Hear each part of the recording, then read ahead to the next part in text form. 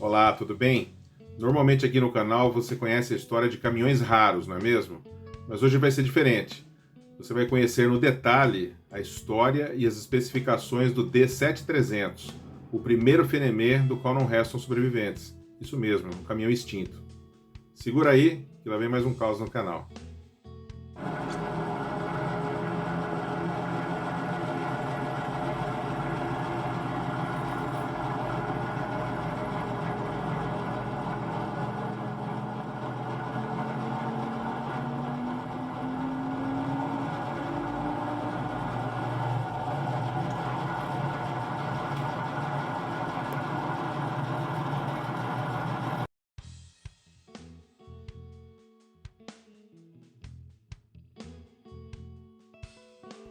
Como você viu recentemente aqui no nosso episódio 20, nos anos 40 o Brasil era uma nação de economia baseada na agropecuária, com indústria incipiente e, portanto, grande importadora de manufaturados. Durante a Segunda Guerra Mundial, o país começou a ressentir-se ainda mais da escassez de produtos industrializados, com pronunciados períodos de desabastecimento. O governo brasileiro buscava alternativas para reverter aquela situação, criando várias sementes de industrialização, incluindo a Companhia Vale do Rio Doce e a Companhia Siderúrgica Nacional. Visando mútua cooperação durante a Segunda Guerra, os Acordos de Washington, firmados em 1942 entre o Brasil e os Estados Unidos, tiveram uma contribuição decisiva neste processo e também no nascimento da FNM, a Fábrica Nacional de Motores, mais tarde conhecida como FNME. Além de incentivos financeiros, a implantação da fábrica também contou com tecnologia norte-americana, que em contrapartida ganhava garantias no suprimento de minérios estratégicos, borracha e a instalação de bases militares no norte e nordeste brasileiro, como a base aérea de Natal, por exemplo. Presidida pelo brigadeiro Antônio Guedes Muniz, a Fábrica Nacional de Motores foi inaugurada em 13 de junho de 1942, no distrito de Xerém, em Duque de Caxias. De início, a produção era dedicada aos motores aeronáuticos Wright R975, sob licença, fato materializado a partir de 1946. Cerca de 200 deles foram produzidos, voando pela primeira vez um Vultee BT-15 em 1946. Porém, com o final da guerra e a grande quantidade de excedentes de material bélico, incluindo motores aeronáuticos, não fazia mais sentido sustentar o plano inicial. Com isso, a empresa dava início à diversificação, com fabricação de tratores, geladeiras, compressores, material para a indústria têxtil, bicicletas, além de prestar manutenção dos motores Pratt Whitney dos populares Douglas DC-3. Para superar a ociosidade, em janeiro de 1949 era firmado um acordo com a italiana Isotta Fraschini, na época mais conhecida por seus sofisticados automóveis de luxo. Com isso, foi viabilizada a montagem de 200 unidades do caminhão Isotta Fraschini D80CO, trazidos em kits CKD. No início dos anos 30, a Isotta havia firmado acordo com a MAN para a produção de motores diesel, lançando o pesado D80 em 1934 e o D65, um médio de cabine avançada, em 1940. Batizada de D80NM, a versão militar surgiu em 1935 e foi adotada pelo Exército Real, incluindo uma variante de alto resgate. Esses pioneiros ficaram conhecidos como a primeira série. Após um decreto de padronização dos caminhões italianos, visando uma iminente requisição para fins militares, em 1939 a empresa de Milão readequou o caminhão, então conhecido como D80CO na versão civil, e D80CM, seu irmão militarizado. Os Isotta dessa fase são conhecidos como a segunda série. Havia também a versão militar do D65, com motores diesel ou a gasolina. Depois das experiências nas guerras da Etiópia e na Mundial, o D80CO era considerado ideal para o rigor dos trópicos e das condições das vias brasileiras, devido à sua comprovada robustez e durabilidade.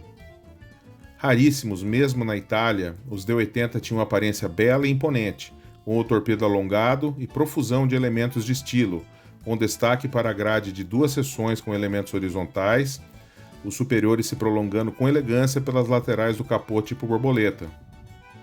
De início plantados no para-choque, os faróis passaram a ser instalados em caixas dedicadas, conferindo uma aparência um tanto mais jovial. A cabine Zagato tinha versões curta e estendida. Os para-brisas remanescentes da escola dos anos 30 eram planos e divididos, além de basculáveis, para melhorar a ventilação.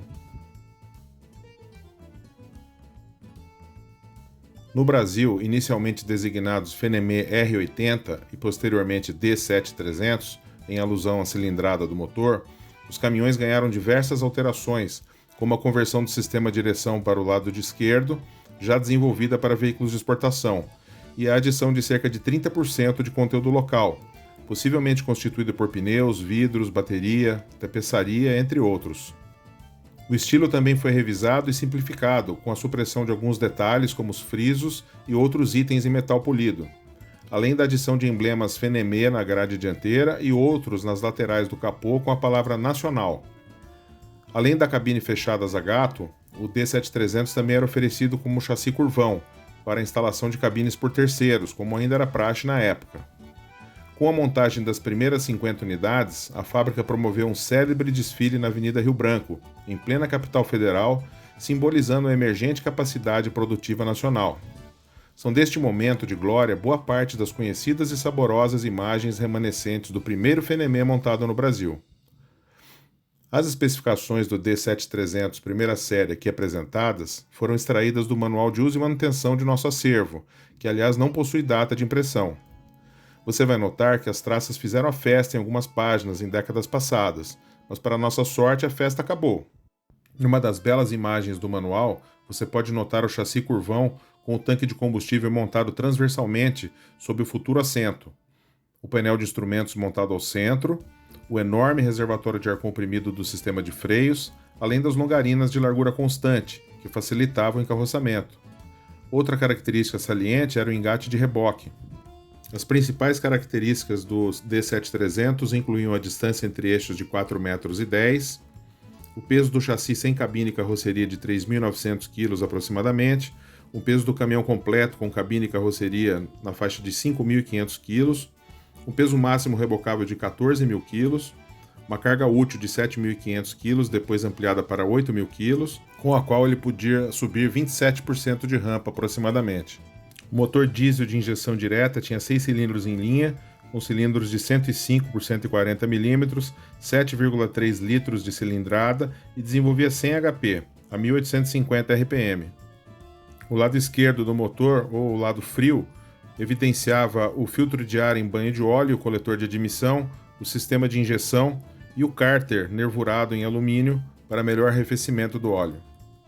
O lado oposto do motor evidenciava várias características interessantes, como o coletor de escape, longe dos pés do motorista, o compressor de ar do sistema de freios acionado por correia dupla, o dínamo acoplado e a tampa dos tuchos já com a inscrição FNM, significando que já tinha sido nacionalizada. No corte longitudinal do motor, você podia observar o virabrequim apoiado em 7 mancais, as camisas úmidas removíveis e os cabeçotes em número de 2, um para cada 3 cilindros. O corte transversal revelava características construtivas modernas para a época, como o cabeçote de fluxo cruzado, a injeção direta de combustível e o bloco que se estendia abaixo da linha de centro do virabrequim para maior rigidez estrutural e durabilidade. A embreagem era do tipo monodisco a seco, montada em uma carcaça dedicada, já que a transmissão era de montagem remota. A transmissão de 5 marchas tinha construção com engrenagens de dentes retos deslizantes e relações de redução entre 7 e 1:1. Curiosamente, a posição das marchas era indicada através de um descritivo e não de um diagrama como estamos acostumados hoje em dia. O parru do eixo traseiro era do tipo flutuante e de dupla redução com uma velocidade, com redução total de 8:1. O par coroa e pinhão eram do tipo cônico helicoidal. O eixo traseiro rígido em aço acomodava a carcaça do diferencial com semi-eixos externos, se comunicando diretamente com as reduções no cubo de roda. Pouco comum à época, o eixo traseiro também contava com bloqueio do diferencial de acionamento manual. O eixo dianteiro era do tipo Vigaí com suspensão de molas semielípticas. A suspensão traseira era com o feixe principal e auxiliar do tipo semielípticas. O freio de estacionamento na saída da transmissão contava com tambor de expansão interna e também com um dispositivo tipo catraca, para impedir a movimentação do veículo em rampas. O freio de serviço era totalmente pneumático, conforme já mencionado, com conexão para reboque, junto do engate na traseira do chassi. Além do velocímetro com odômetro, o painel contava com indicadores de nível de combustível, pressão de óleo, pressão do ar comprimido, amperímetro e relógio de horas opcional. Entre as alavancas, destaque para a do avanço da injeção, do freio montanha, do bloqueio do diferencial e o acelerador manual. O sistema elétrico do veículo operava em duas tensões, 24 volts para o motor de arranque de 4 HP e o dínamo de 300 watts, e 12 volts para os demais sistemas do veículo. De acordo com registros de época, além das 50 unidades montadas em 1949, outras 150 foram construídas no ano seguinte, das quais não resta nenhuma sobrevivente. Com isso, chegamos ao final da nossa jornada através da história e dos detalhes técnicos do primeiro caminhão Fenemê do Brasil, o D7300, também considerado por muitos o primeiro caminhão nacional. Se você quiser saber mais sobre a história da Fenemê no Brasil, incluindo os demais modelos, o D9500 e o D11000, e também uma parte da história da Iveco, você precisa conhecer o livro que eu escrevi junto com meu amigo Rogério De Simone, sobre a história da marca no Brasil. Se você curtiu o vídeo de hoje, deixe seu like, se inscreva e compartilhe com os amigos. Afinal, esse é o combustível do canal. Saudações caminhonísticas e até breve!